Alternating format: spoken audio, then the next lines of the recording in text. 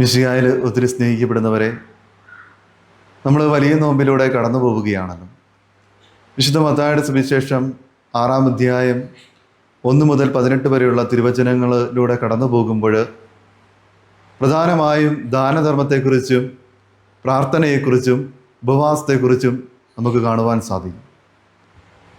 ദാനധർമ്മം എന്ന് പറയുമ്പോൾ നമ്മൾ പ്രധാനമായും നമ്മുടെ സഹോദരങ്ങൾക്ക് ആവശ്യമുള്ളത് നൽകുക എന്നതാണ്. ഒരിക്കൽ വത്തിക്കാനിലെ സെൻറ്റ് പീറ്റേഴ്സ് സ്ക്വയറിൽ വെച്ച് മാർപ്പാപ്പ അവിടുത്തെ ജനങ്ങളോട് ഇപ്രകാരം ചോദിക്കുന്നുണ്ട്: നിങ്ങൾ ഭിക്ഷക്കാരെ കാണാറുണ്ടോ?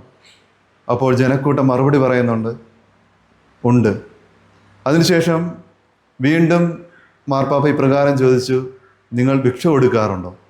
അപ്പോൾ അവർ മറുപടി പറഞ്ഞു: ഉണ്ട്. അതിനുശേഷം വീണ്ടും മാർപ്പാപ്പ ഇപ്രകാരം ചോദിച്ചു: നിങ്ങൾ ഭിക്ഷ കൊടുക്കുമ്പോൾ അവരുടെ കണ്ണുകളിൽ നോക്കാറുണ്ടോ? ആ സമയം ജനക്കൂട്ടം വലിയ നിശബ്ദത പാലിക്കുകയും വീണ്ടും മാർപ്പാപ്പ ചോദിച്ചു: നിങ്ങൾ ഭിക്ഷ കൊടുക്കുമ്പോൾ അവരുടെ കരങ്ങളിൽ സ്പർശിച്ചിട്ടുണ്ടോ? വീണ്ടും ജനക്കൂട്ടം നിശബ്ദത പാലിക്കുകയും ആ സമയത്ത് മാർപ്പാപ്പ ഇപ്രകാരം പറഞ്ഞു: നിങ്ങൾ ഭിക്ഷ കൊടുക്കുമ്പോൾ അവരുടെ കണ്ണുകളിൽ നോക്കാതെ പോയാൽ അത് നിങ്ങൾ ക്രിസ്തുവിൻ്റെ കണ്ണുകൾ കാണാതെ പോയതിന് തുല്യമാണ്.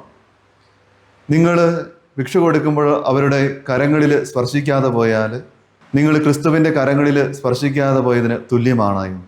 സ്നേഹമുള്ളവരെ, നമുക്ക് കിട്ടിയ ഈ ലോകത്തിലെ ജീവിതം വളരെ ലളിതമാണ്. ഈ സമയങ്ങളിൽ നമുക്ക് കൊടുക്കുവാനുള്ളത് നമ്മുടെ സഹോദരനെ കൊടുക്കുവാനും അവനെ സ്നേഹിക്കുവാനും സാധിക്കണമെന്ന് ഈ നോമ്പുകാലം നമ്മെ ഓർമ്മിപ്പിക്കുകയും, രണ്ടാമതായി പ്രാർത്ഥനയെക്കുറിച്ച് പറയുകയാണെങ്കിൽ ഈശോ പറയുന്നുണ്ട്: നിങ്ങൾ പ്രാർത്ഥിക്കുമ്പോൾ രഹസ്യമായി പ്രാർത്ഥിക്കുവാനും, നിങ്ങൾ മുറിയിൽ ഒറ്റയ്ക്കായിരുന്നു പ്രാർത്ഥിക്കുവാനായിട്ട്. അതോടൊപ്പം തന്നെ ഈശോ പറയുന്നുണ്ട്: നിങ്ങൾ അതിഭാഷണം നടത്തരുത്.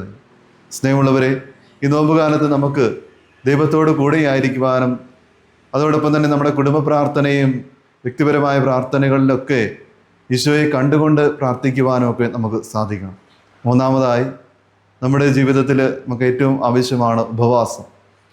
ഉപവാസം എന്ന ഈ പുണ്യകർമ്മം നമ്മൾ പാലിക്കുമ്പോൾ നമുക്ക് ഇഷ്ടമുള്ളതൊക്കെ നമ്മൾ ഉപേക്ഷിക്കുവാനായിട്ടാണ് ക്രിസ്തു നമ്മയോട് ആവശ്യപ്പെടുന്നത്. അല്ലാതെ മറ്റുള്ളവരെ കാണിക്കുവാൻ വേണ്ടി ഉപവസിക്കരുത് എന്ന് പറയുന്നു. അപ്പോൾ നമുക്ക് നമ്മുടെ ജീവിതത്തെ ഈ നോമ്പുകാലത്തിലൂടെ കടന്നു പോകുമ്പോൾ വളരെ ലളിതമായി ജീവിക്കുവാനും ക്രിസ്തുവിന് സ്വന്തമായി ജീവിക്കുവാനും അതിനെ മറ്റൊരു ക്രിസ്തുവായി തീരുവാനും നമുക്ക് സാധിക്കട്ടെ. ദൈവം നമ്മെ ഓരോരുത്തരെയും അനുഗ്രഹിക്കട്ടെ. ശംശിഹായ്ക്ക് സ്തുതിയായിരിക്കട്ടെ.